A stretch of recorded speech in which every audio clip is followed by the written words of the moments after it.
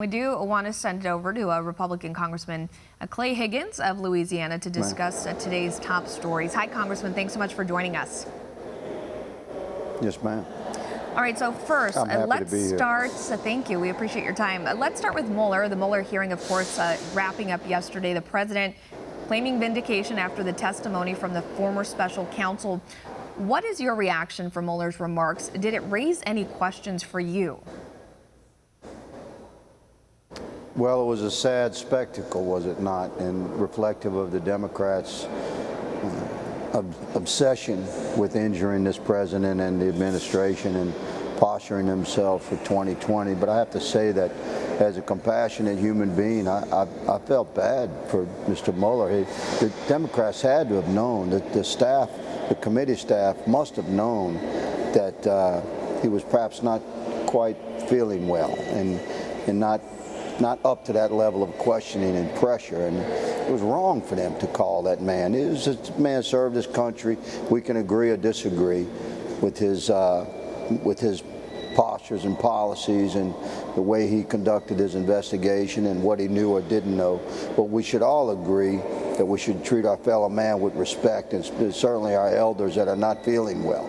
The Democrats should take a deep look in the mirror. Are they so obsessed with injuring this president that they would embarrass a man like that, knowing that they had to know that he was not going to do well? So would you say that you feel the Democrats took advantage of Mueller during yesterday's hearing? Well, that obviously was their effort. That was their intent. He was like, they were willing to sacrifice this man's integrity, his humanity, his family must have. I felt pain for him, and if that had been my father, my grandfather, you know, I'd have had some objections about him being called and pressured like that. And the Democrats, they had to have known better, and yet they did it. And again, it's reflective of their obsession to injure President Trump. They just can't get past November 2016. All right, and that's something we've heard from the president say himself yesterday. But Congressman, I want to turn to another big topic on Capitol Hill, which you've been very involved with yourself, border security. You have visited the Texas border and you've seen the conditions there on the ground. Based on your experience, what do you make of the recent federal ruling blocking the president's asylum restrictions from taking effect? No, well, we have to change the laws. The president is doing his best within the parameters of his constitutional authority as executive of the United States. And the president has the best of intentions to turn off the magnet that's drawing these children of God here.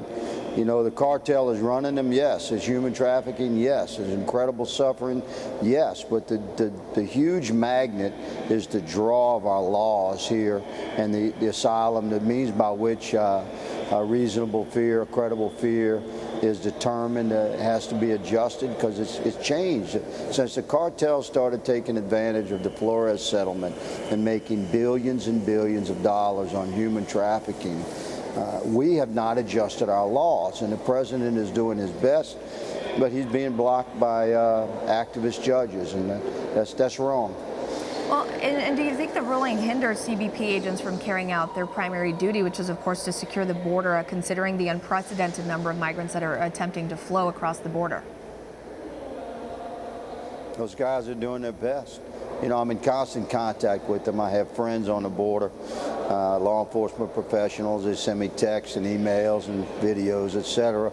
And of course, I've been to the border extensively. I'm the lead Republican on the Border Security Subcommittee for Homeland Security. It's my duty to know what's going on down there. And if the compassionate enforcement of our laws and protection of the sovereignty of our country at the southern border, if that's our goal, then the law enforcement men and women down there have set a stunning example for the world to look at. In impossible conditions, they have extended the American heart and spirit, done their very best to properly and legally and within the parameters of the Constitution and their authority care for these massive waves of humanity that are crossing our border. Why are they crossing?